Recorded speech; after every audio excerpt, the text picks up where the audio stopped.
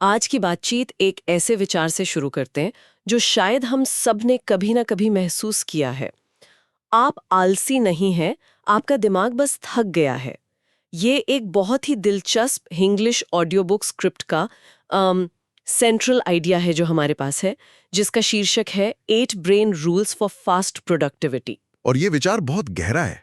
मतलब इसका सार ये है कि हम में से ज्यादातर लोग मेहनत तो बहुत करते हैं, लेकिन वो मेहनत अपने दिमाग के खिलाफ एक लड़ाई जैसी होती है। और जो लड़ाई अपने ही दिमाग के खिलाफ हो, उसे कोई कैसे जीत सकता है ना? सही बात है। नतीजा होता है बस थकान, फ्रस्ट्रेशन और कम प्रोडक्टिविटी। बिल्कुल। और ये स्क्रिप्ट खास तौर पर इंडियन माहौल को ध्यान में रखकर लिखी गई है।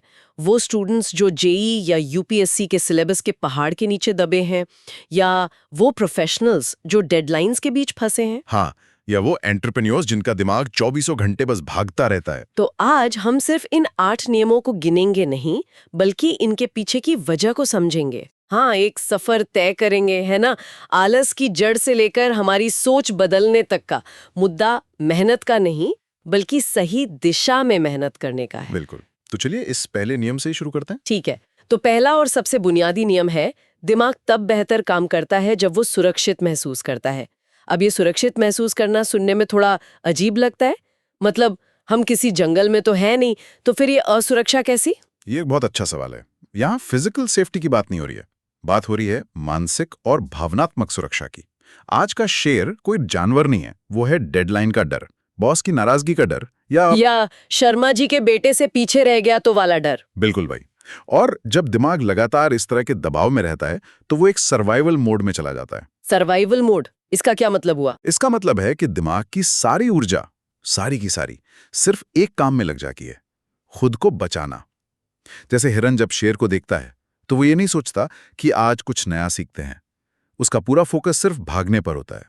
अच्छा। ठीक वैसे ही जब एक स्टूडेंट ये सोचता है कि अगर मैं फेल हो गई तो पापा क्या कहेंगे, तो उसका दिमाग सीखने के लिए बंद हो जाता है।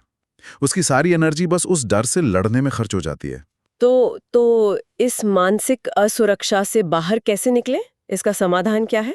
स्क्रिप्ट के अनुसार इसका समाधान है स्पष्टता, क्लैरिटी। दिमाग को ये सिग्नल देना कि सब कंट्रोल में है। जैसे एक बड़े प्रोजेक्ट को देखकर घबराने के बजाय उसे छोटे छोटे हिस्सों में तोड़ना। लेकिन ये मानसिक सुरक्षा हमारी शारीरिक सेहत से भी जुड़ी है, जो हमें अगले 2 जरूरी नियमों पर लाती है। नींद एक प्रोडक्टिविटी बूस्टर है, और शरीर को हिलाने से दिमाग सक्रिय होता है। मैं खुद इस जाल में कई बार फंसी हूँ, ये सोचना कि देर रात तक जागकर काम करने से मैं ज्यादा हासिल कर लूंगी, लेकिन अगले दिन नतीजा ये होता था कि दिमाग पूरी तरह से बस बंद रहता था। हमारे कल्चर में तो देर तक काम करने को हसल माना जाता है। और यही हमारी प्रोडक्टिविटी का सबसे बड़ा दुश्मन है। स्क्रिप्ट इसे दिमाग के लिए जहर कहती है। नींद कोई लग्जरी नहीं है, ये एक बायोलॉजिकल जरूरत है। जब हम सोते हैं तो हमारा दिमाग असल में 2 बहुत जरूरी काम कर रहा होता है।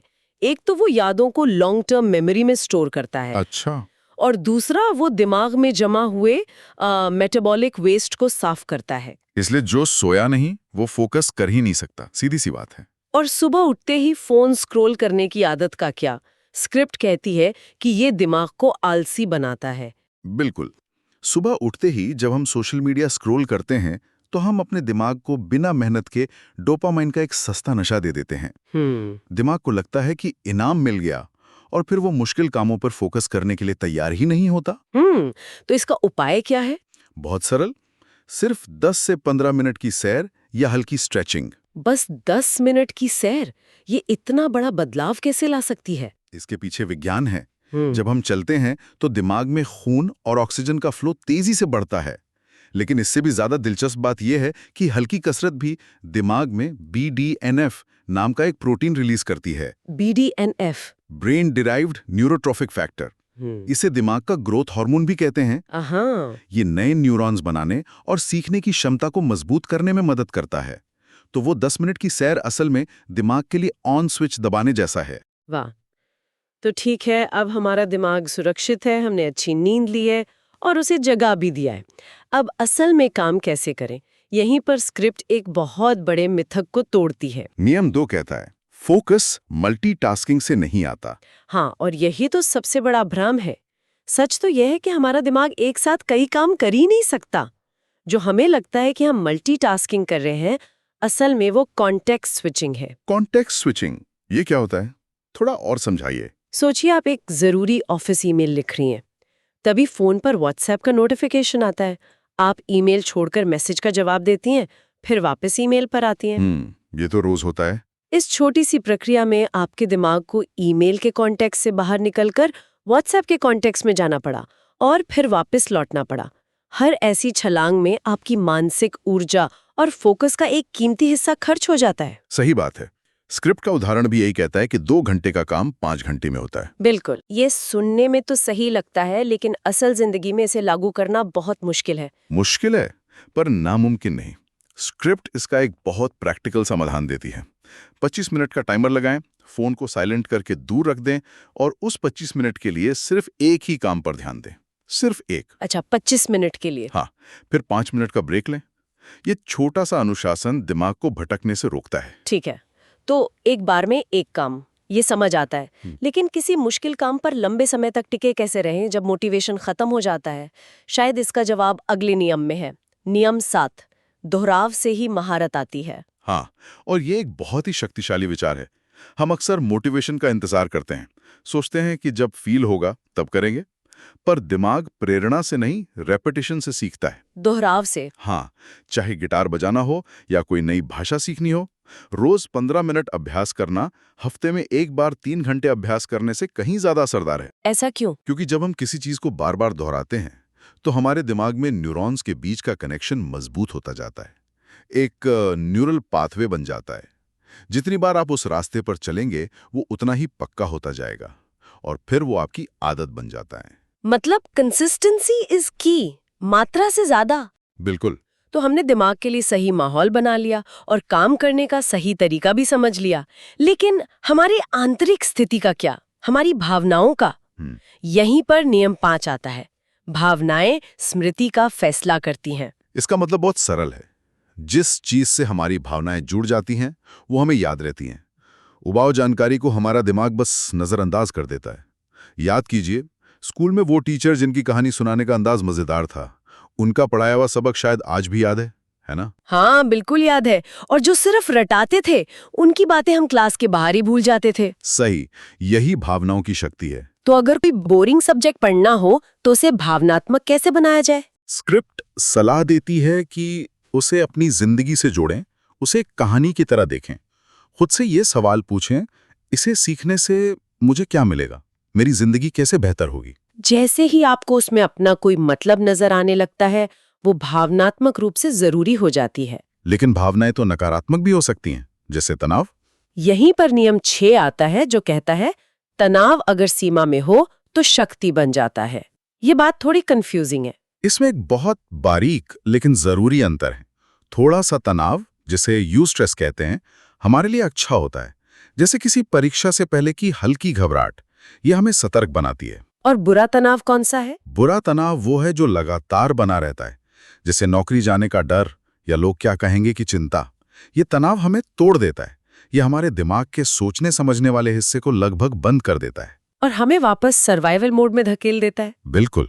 इसका समाधान है उन चीजों पर ध्यान देना जो हमारे कंट्रोल में है, और जो नहीं है उन्हें जाने देना। तो चलिए इन सबको एक साथ जोड़ते हैं। हमने माहौल, काम करने का तरीका और अपनी भावनाओं को समझ लिया है, लेकिन इन सबको बांधने वाला अंतिम और शायद सबसे शक्तिशाली नियम है नियम 8। पहचान पहले बदलती है। हाँ, और इसे समझना बहुत जरूरी है। ये सिर्फ कुछ करने के बारे में नहीं है, बल्कि कुछ बनने के बारे में है। स्क्रिप्ट में एक बेहतरीन उदाहरण है। ये सोचने के बजाय कि मुझे आज 1 घंटा पढ़ना है, ये सोचना कि मैं एक लर्नर हूँ। या ये सोचने के बजाय कि मुझे जिम जाना है, ये सोचना कि मैं एक स्वस्थ और अनुशासित इंसान हूँ। बिल्कुल। इस सोच के बदलाव से असल में फर्क क्या पड़ता है? इससे जमीन आसमान का फर्क पड़ता है। इसके पीछे एक मनोवैज्ञानिक सिद्धांत काम करता है जिसे कॉग्निटिव डिसोनेंस कहते हैं। जब हमारी पहचान मैं एक अनुशासित इंसान हूं बन जाती है, तो अनुशासनहीन काम करना हमारे लिए मुश्किल हो जाता है। अच्छा। हाँ, हमारा दिमाग हमारी पहचान और हमारे कामों में एक रूपता चाहता है। तो जब आप अपनी पहचान बदल लेते हैं, तो आपके कार्य उस नई पहचान का पालन करने के लिए अपने आप बदलने लगते हैं। यही इसकी असली शक्ति है। वाह, तो आज हमने जो 8 नियम देखे, उनका सार ये है कि प्रोडक्टिविटी कोई शॉर्टकट नहीं है, बल्कि अपने दिमाग के ऑपरेटिंग सिस्टम को समझने का नाम है। तनाव कम करें तो फोकस बढ़ेगा, एक समय पर एक ही काम करें। और हाँ, नींद से समझौता ना करें और शरीर को जरूर हिलाएं। ये तो फाउंडेशनल है। बिल्कुल। और सीखने को भावनाओं से जोड़ें और प्रेरणा से ज्यादा निरंतरता पर ध्यान दें। और सबसे जरूरी, सिर्फ अपने लक्ष्य पर नहीं, अपनी पहचान पर काम करें। स्क्रिप्ट में 21 दिन के बदलाव का भी जिक्र है। ये नियम कोई जादू की छड़ी नहीं है, ये दिमाग की वायरिंग को धीरे धीरे बदलने का एक तरीका है। सही बात है। जैसा कि स्क्रिप्ट में एक बहुत अच्छी लाइन कही गई है, टैलेंट सबके पास है, अनुशासन दुर्लभ है। ये नियम उसी अनुशासन को बनाने का एक ब्लूप्रिंट है। हम यहाँ एक सोचने वाली बात छोड़ जाते हैं। ये नियम सिर्फ काम या पढ़ाई के बारे में नहीं है, ये दिमाग को साधने के नियम है। अगर किसी का दिमाग उसके नियंत्रण में है, अगर वो थका हुआ और बिखरा हुआ नहीं बल्कि शांत और केंद्रित है, तो उसकी जिंदगी के कौन-कौन से हिस्से अपने आप बेहतर हो सकते हैं, जो प्रोडक्टिविटी से भी कहीं आगे हैं। ये एक सवाल है जिस पर विचार किया जा सकता है।